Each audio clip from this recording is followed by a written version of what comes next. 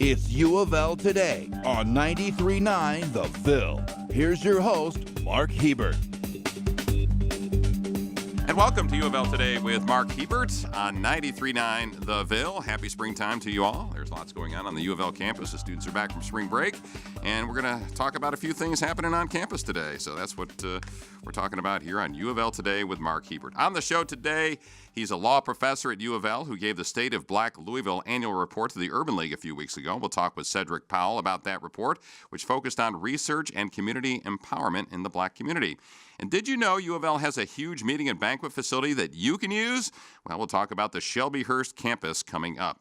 But first, kids with ADHD, attention deficit hyperactivity disorder. What is it? Why do kids who have ADHD get frustrated? And can they control their emotions? Paul Rosen is a professor in the Department of Psychological and Brain Science at U of L, while Nick Fogelman is a doctoral student in the same department, and they've done some research on kids with ADHD. Welcome to both of you.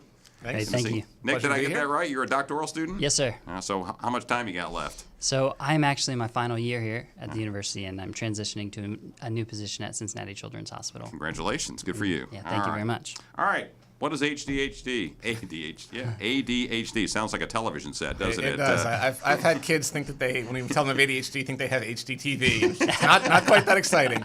So ADHD is the most common behavioral health problem in childhood.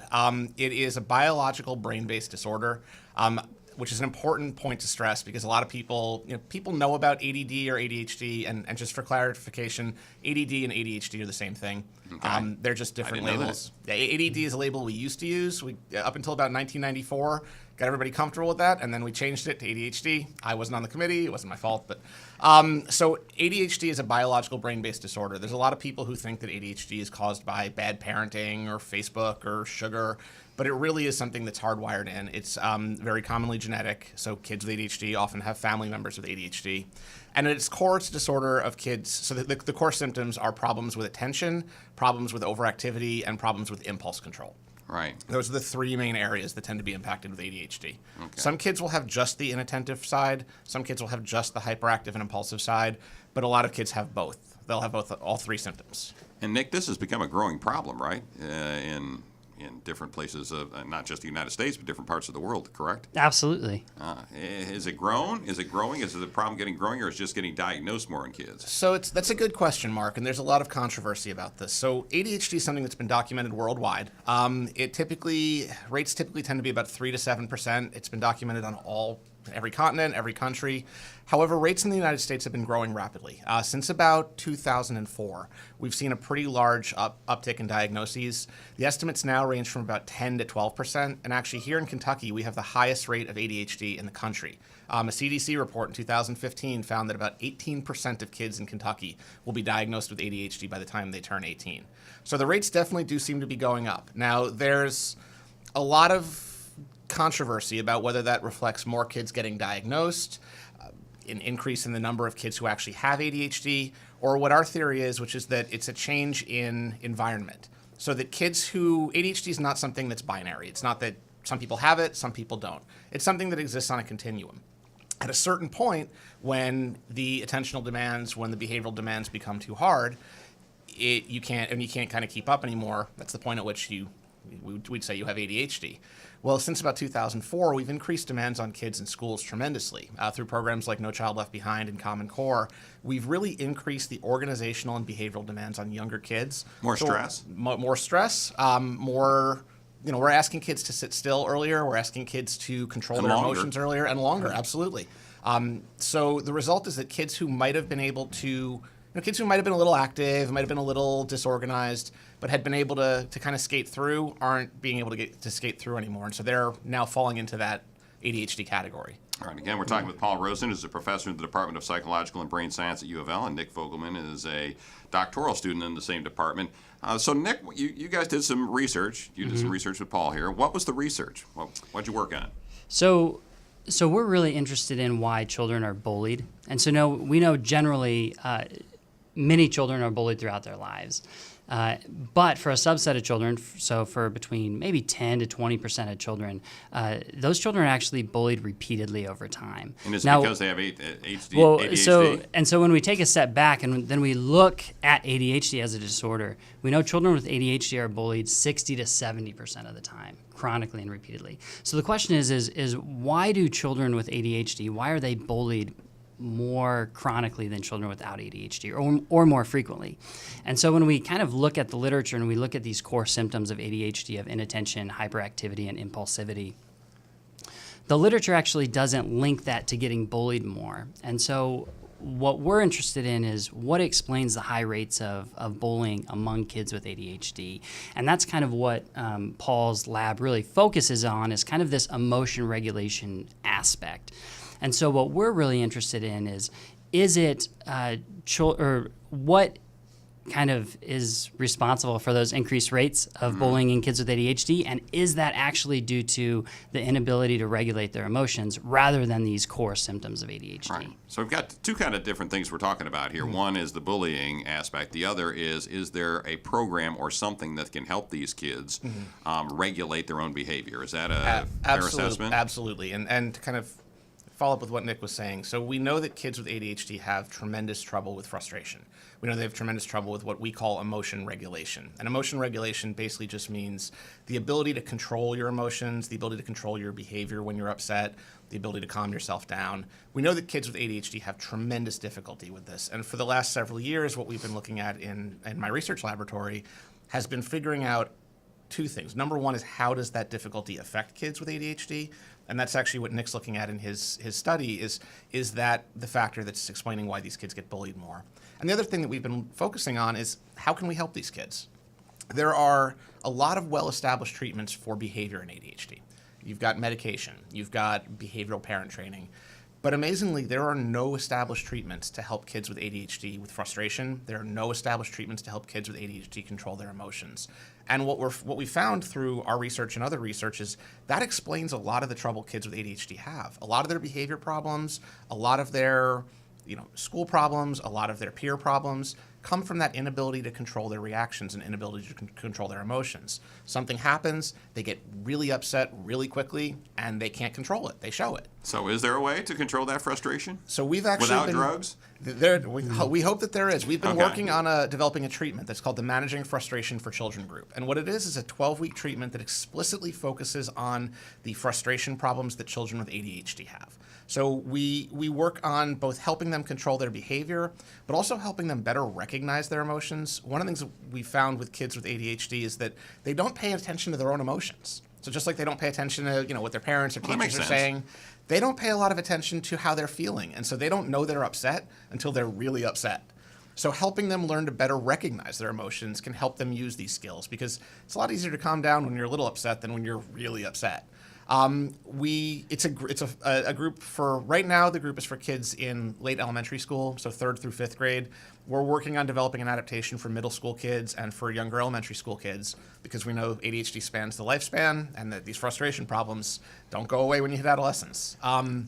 But so far, the initial data look very promising, in that it seems to be really helping these kids, not just with controlling their frustration, but also with improving their emotional functioning and improving their behavior.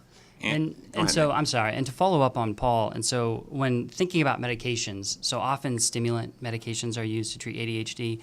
We know that stimulant medications actually don't address the emotional aspect. And so it addresses kind of these inattention, hyperactivity, impulsivity, but it actually does not address the emotional domain. And that's where we have found kids have the most challenges. Right. And so when you're talking about these kids, and what is a practical thing that parents can do through your research, at least? What have you found that are some things that parents, teachers, and others can do to kind of calm their emotions, again, without using drugs, and to calm those frustrations so they don't get so wound up? Is there anything specific that you can talk through without having a doctor in the room to say, this is exactly what you need to do to get this kid to calm down? Well, that's a great question. And there are a couple of things that we recommend that I think all parents could do. The first is, it seems really simple, but is recognizing that these kids really are trying hard to behave well. That kids with ADHD actually have to try harder than typically functioning kids to control their emotions and to behave well, but they just don't see the results. So it's really easy to look at a kid with ADHD who's blowing up, who's exploding, who's behaving badly, and think, oh, he's just a bad kid or he's just lazy. But being able to have empathy, being able to say to your child, I know you're upset, but. So recognizing that emotion can actually go a long way towards helping them because it frames that conversation as I'm going to help you calm down as opposed to I'm going to punish you for bad behavior. Another thing that's a really simple thing that really helps kids is helping them identify the problem and helping them think of multiple solutions. One of the things we know about kids with ADHD specifically, and particularly kids when they're frustrated, is they tend to think of exactly one thing and do it. Now that one thing may be helpful, but that one thing may not be. So the one thing may be punch your brother in the head. Well, if that's the only solution you got, that's what you're going to go with. So we try to help, we work with kids on the idea of coming up with at least 3 solutions and try to evaluate what's good and what's bad about them. And that's something that parents can do when they see their kids getting frustrated, is have their kids, number one, identify the problem. So what's making you frustrated? Why are you upset? And what are some things you can do with it to fix it? Not just, here, do this. But let's come up with some things we can do. And it's a very simple thing, but it really seems to have pretty tremendous, powerful effects on helping kids slow down, on helping kids not go with their first impulse, and actually be able to kind of think through a problem. All right, we're talking again with Paul Rosen and Nick Fogelman from the Psychological and Brain Science Department at the University of Louisville. And Nick, you talked about bullying earlier, and the 2 statistics that just have stuck out to me on this one was that Kentucky leads the nation in the number of kids that have ADHD. That's 18%. Was it 18%? It's about 18%, yes. About 18%. And also that the number has grown in the United States of the percentage of kids that have been diagnosed with ADHD over the years. So does that mean we've got more and more kids getting bullied because they've got ADHD? Is that what we're finding? Can you say that or not? Or do you know? We don't know that. Just say you don't know. We definitely do not know that. Okay. Yeah. Okay. But are you working on it? I mean, is that one of the things you're kind of working with? So I think one thing that we're really working on is we know that bullying is a large problem, okay, and can lead to really severe consequences long term. So whether it's anxiety or depression, aggressive behavior, self-harm. And so what we want to know is how do we identify the children who are experiencing the highest rates of being bullied by their peers, and how do we intervene? And so what we have kind of proposed is intervening kind of more in the emotional domain. So teaching a child kind of assertive conflict resolution skills among peers, or how do they interact with peers in kind of positive ways that will decrease the likelihood that they experience bullying. Can you do that with really young kids? Kids that are in 2nd and 3rd grade, or do you have to wait till they get in middle school to figure that out? You can. Even kids in even kids in 2nd, 3rd grade, you have to be a little more basic with them, but they can learn to communicate their emotions a little bit better. They can learn to not kind of act on their first impulse. I mean, usually by about 1st, 2nd grade, that's about when kids are really sort of getting a little bit more control of their behavior, a little bit more control of their reactivity. I do want to add one thing that's particularly, you asked about whether rates of bullying have gone up with rates of ADHD. It's a really tricky issue because on the one hand, we've done a really good job in our schools of trying to control bullying. Bullying has much more visibility now than it used to, than when I was a kid or when you were a kid. There's a lot more focus on anti-bullying initiatives, on being a good friend, things like that. But on the other hand, bullying has become much less visible with technology. So, it's not so much necessarily a kid picking another kid up and stuffing him into a locker. It's an Instagram post or a Snapchat or things like that. And that's where that impulsivity and that emotion piece really can impair these kids. Because it's not just someone says a name to you and you get upset. It's someone does something online and you respond. And that response is visible and shareable, and you don't have to be, in the room to see it. So someone sends an Instagram post to you that you don't like and you respond and react. That can now be shared with all of that person's friends. So it's where that controlling those reactions and controlling those impulse piece becomes so important, because so much of what even elementary school kids, but especially middle and high school kids are doing socially is occurring outside of view now. It's occurring online. Before we wrap up here, Paul, I ought to mention the Racer Lab. What is the Racer Lab that you run? The Racer Labs. The Racer Lab stands for Research on ADHD and Children's Emotion Regulation. And the Racer Lab is to the best of my knowledge, the only lab in Louisville that focuses exclusively on ADHD and on the issues that are associated with kids with ADHD. So we run several studies for kids with ADHD. Right now, we've got a study for kids ages 7 to 11, and that's for kids with and without ADHD. That's looking at children's emotions and how they both physically and behaviorally manifest their emotions. We've got a study for kids ages 10 to 15, and that's a study looking at peer relations, and that's just for kids with ADHD. That's actually Nick's dissertation study. And we're going to be starting a study probably either over the summer or in the fall looking at kids ages 6 to 12, and that's going to be looking at parenting and how that impacts emotions in kids with ADHD.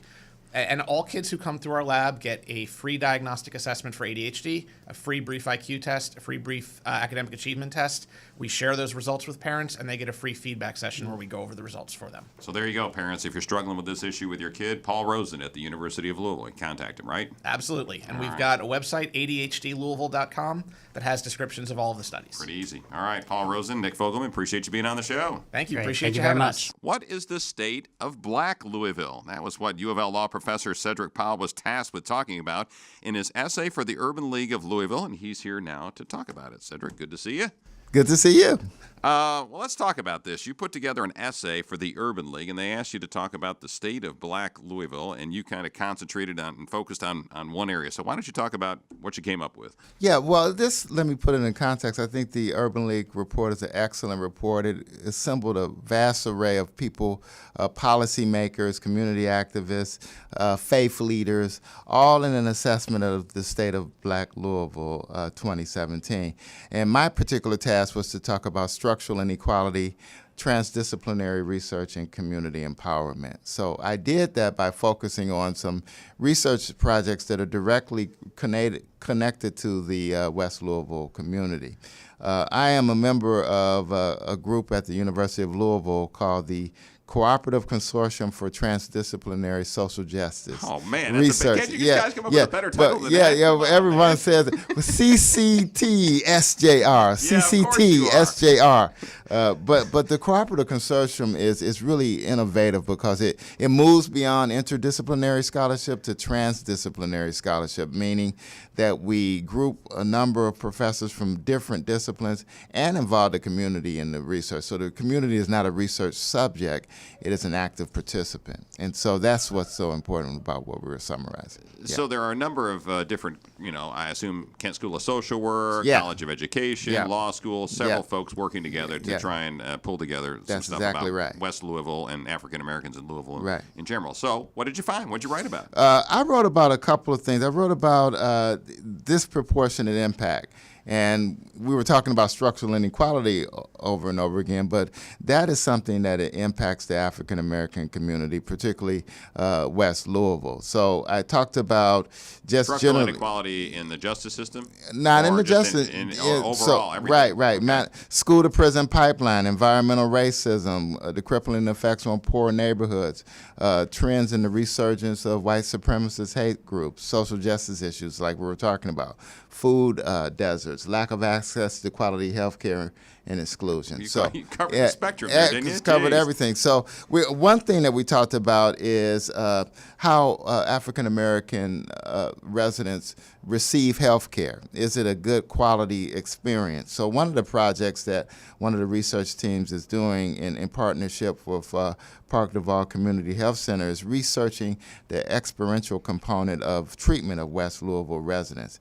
And that will be vital information in clinical practice, helping to assess how African Americans experience the healthcare system, quality of healthcare. Well, I know that the University of Louisville is putting in some offices and some healthcare in the new passport building that's going to be going in West Louisville. So I know that we're broadening, the UofL is broadening its mission in West Louisville. Is that one of the things that you're kind of looking at through this group? Oh, certainly. And this is, on some level, an unexplored aspect of the impact on African American health care. I think in order to have effective and full and quality health care, we need to know how the health care practice impacts the community. And so that's what one of the projects is doing. And I think the University of Louisville is certainly expanding its efforts in that area. And as you looked at this, again, we're talking with Cedric Powell, who's a law professor at the University of Louisville. When you looked at this, was there one thing or is there one thing in your mind that jumps out about the state of Black Louisville? Is it education? I mean, there's a number of issues, obviously, as you mentioned earlier. But is there one issue that really jumps off the page at you and says, you know what, we could really improve the health, life of African Americans in Louisville, Kentucky, if we would do this and concentrate on this? Is there one thing that you prioritize above everything else? Well, that's the difficult thing. I talk about structural inequality, so I don't think there's one thing that you can prioritize, but I think there's one thing that you can say, and that is that the community has to be integrated. And I'm not just talking about housing or the 9th Street divide. That if the West End does well, the entire Louisville metro community does well. You have a better understanding of downtown. You have better life quality. And so if there were one thing I would identify, that would be inclusion, making sure that everyone has the same choices, from healthcare to housing to food to jobs, all of those things. Okay. And can you apply structural inequality in the context of what it means as far as research at the University of Louisville? Oh, sure. And so I think all of the efforts that we're doing, from transdisciplinary social justice research to reaching out to the community, to community empowerment, all of that is a function on breaking down systemic oppression and structural inequality that pervades the system. So we're not pointing at someone and blaming them. We're looking at how the system works and excludes, and that's what we want to unpack and break down. All right, very good. Cedric Powell, always good to see you. It's a terrific piece of property right near the corner of Hurstbourne Lane and Shelbyville Road. For years and years, it was known as the Shelby campus at the University of Louisville. Now it's known as ShelbyHurst. And I bet a lot of you folks didn't know that U of L has some rental facilities out there that you, the public, can use.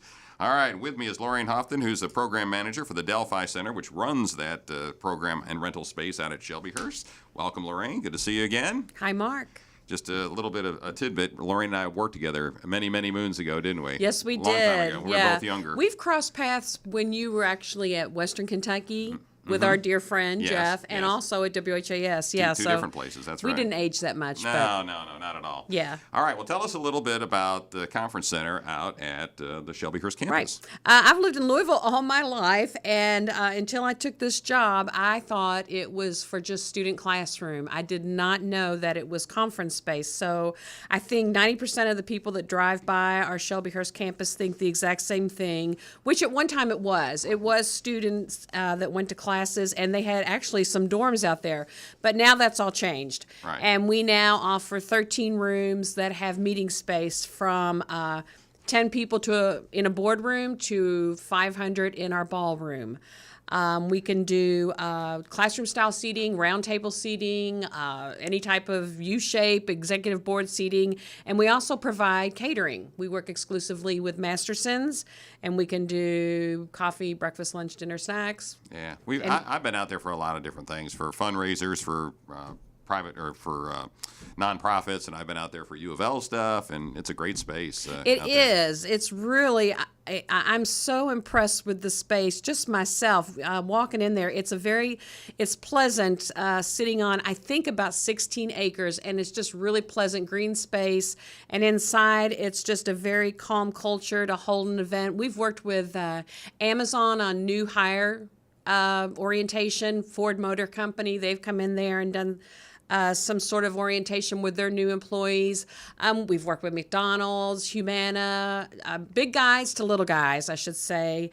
And everyone always has great, what I want to say, everyone has reviews, thank you, of the staff. We have a very experienced team of people that coordinate the conference and all the events. I'm the newest to the group, actually, and the people that work with me, they do a fantastic job of making sure your room is set up the way you want it, and that everything down to dotting the I and crossing the T is exactly how you want. And just so everybody knows, you've seen those new buildings as you're driving along Hurstbourne Parkway, where Churchill Downs headquarters is now, and those brand new buildings. The NTS properties. Or the NTS properties. Yes. Those are not the buildings we're talking about. We're talking about the buildings that have been on the Shelby campus for, since the 1960s, Yeah, I think. like late 50s, early 60s. Early 60s, Wow, I should something have brushed like up on my that. That's history all on right. that. But I think there are still some U of L departments and stuff in some of the other buildings out there besides the conference center. Yeah, we have our professional development arm of the University Delphi Center, Okay. and they, work with bringing speakers in and helping people that want to get certifications. Pardon me, and they have a lot of events as well that usually are evening classes, but there are sometimes day classes. Now, when I say classes in that aspect, I mean adult, like I say, certification, going forward with more training okay, on okay. different topics. Yes. Once again, we're talking with Lorraine Houghton, who's with the Delphi Center, which runs the ShelbyHurst campus spaces out there, I guess. I'm the one that sells the space. Sells the space. If you want to have a meeting, then you can reach out to me, and I'll see if we have space on our booking calendar. Like I said, we have 13 rooms, so there's a lot of space out there. And but you got one that's a really big. It's like a ballroom. We have for a lack of better ballroom, term. yeah. And then there's also like classroom classrooms, size absolutely spaces as well. Yeah, and like I said, we talk about the projector and screen. That's included. A lot of companies, they charge extra for things like that. When you're talking East End property, and you're comparing us to a hotel or other meeting facility out in the East End, we're very cost effective. Thank you. Very cost effective. We really are. A lot of You people. don't want to say cheap. We're not going to say you're cheap. No, we're not cheap. Not at all. But we do. We have very good pricing, and most people are very surprised at the amenities that are included. A lot of companies have to pay for wireless internet, and that's included as well. All right. Anything else you want to say before we leave? Just if you ever want a tour, you can give me a call. Go to our website at UofL, it's actually louisville.edu/conference services, and I'll be happy to show you around, or you can give me a call. So I think if you just look up University of Louisville Conference Services through ShelbyHurst. ShelbyHurst, either way, you probably get to where you want to go, right? Yes. Okay. All right, Lorraine, good to see you again, as always. Thank you, Mark. All right, that'll about do it for this edition of UofL Today with Mark Hebert, which you can hear every Monday and Tuesday night at 6 on 93.9 The Ville. You can also listen to the podcast of the shows on SoundCloud or watch the programs on Metro TV or KETKY throughout the week, or on UofL's YouTube channel. Check out all the UofL news, videos, and events, and great stuff going on at the University of Louisville at UofLnews.com. Thanks for listening to UofL Today with Mark Hebert, and go Cards!